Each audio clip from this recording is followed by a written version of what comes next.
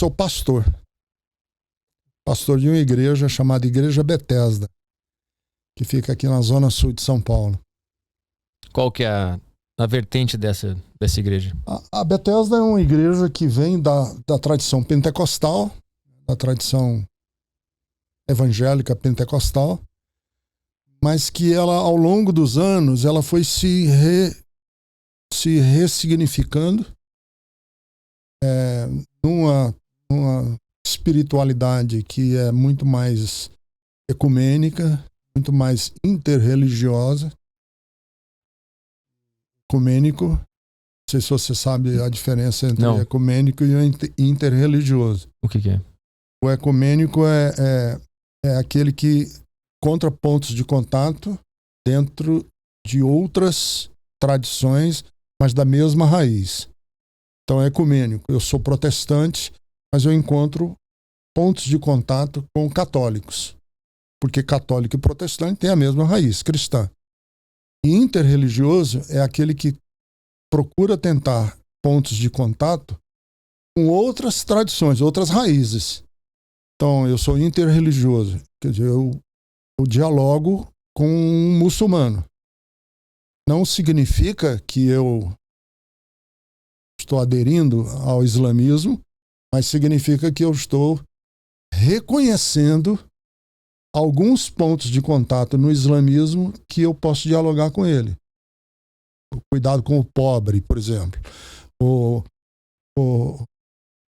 Uma vida, sei lá, uma vida de responsabilidade conjugal. Alguma coisa. A mesma coisa com o budismo, a mesma coisa com... Quer dizer, o budismo não tem a mesma raiz que o cristianismo. A mesma coisa com as religiões de matriz africana. Uhum. Então, a Betesda hoje é uma igreja que procura ser ecumênica, no sentido de que na tradição católica pode nos ajudar na nossa espiritualidade. Não significa que nós vamos ser católicos. Nós continuamos sendo de tradição evangélica. Uhum. Mas lemos padres e teólogos da tradição católica e temos várias referências, né? Eu, por exemplo, considero o Papa Francisco hoje uma das maiores referências da humanidade. Assim, uma referência humana, independente dele ser católico. Então, esse reconhecimento fez da nossa igreja hoje ser uma igreja com uma caminhada bem distinta dentro de São Paulo, eu diria. Tem muito pouca gente que caminha dentro dessa faixa que nós estamos caminhando. Eu imagino que você sofra muita rejeição ou críticas por ter aderido a essa vertente pelos religiosos mais tradicionais, digamos assim. Isso acontece? Muito. Muito. Não só por isso, mas também porque a nossa comunidade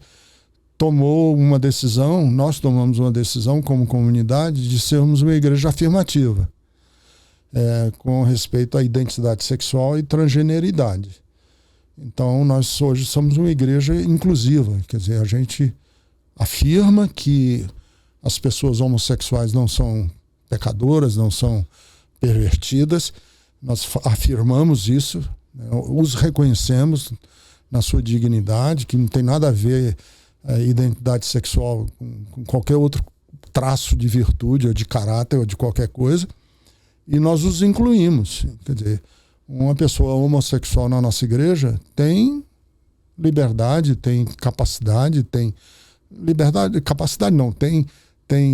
espaço para ser tudo que um heterossexual, por exemplo, é em outras igrejas. Nós não fazemos distinção. Não perguntamos na porta da igreja qual é a sua identidade sexual, né? Uhum. Mas de onde vem essa importância toda à sexualidade das pessoas? Por que isso é um assunto que gira em torno da religião e tem igrejas que abraçam, tem outras que não abraçam? De onde que originou essa discussão toda? Da sexualidade? Por que isso vira uma pauta? Eu acho assim, muito da religião tem a ver com controle. Né, o controle do adepto, o controle muitas religiões usam esse controle através do medo, através da ameaça, através da culpa. Muito da religião tem a ver com isso. Com culpa, com medo, né? E com controle. Então, se você controla a pulsão mais forte que há no ser humano, que é a pulsão do sexo, e Freud é que diz isso, né? Nossa pulsão sexual é uma das características mais fortes dos seres humanos. Quem tem o controle dessa pulsão sexual tem o controle da pessoa toda. Então, é uma pauta, porque é uma pauta de controle. É uma pauta de controle de pessoas através da sexualidade. E, geralmente, através de homens, né, patriarcal, homens que ditam regras sobre o comportamento sexual de outras pessoas. O lado que argumenta... Tem um lado que argumenta que sim, na Bíblia existem passagens que reprimem esse comportamento. Claro, tem. Então eu queria que tu falasse sobre isso. Dá para encontrar na Bíblia algo que justifique essa rejeição ao homossexual? Existe no livro de Levíticos, por exemplo, há uma inferência no Antigo Testamento. E no Novo Testamento nós temos principalmente na carta que Paulo escreveu aos Romanos, em que ele fala sobre comportamento sexual e tal. O que muitas pessoas, quando leem a Bíblia, não levam em conta é que tanto lá no Antigo Testamento, no livro de Levíticos, como Paulo no Novo Testamento, na carta aos Romanos, ele não estava propriamente...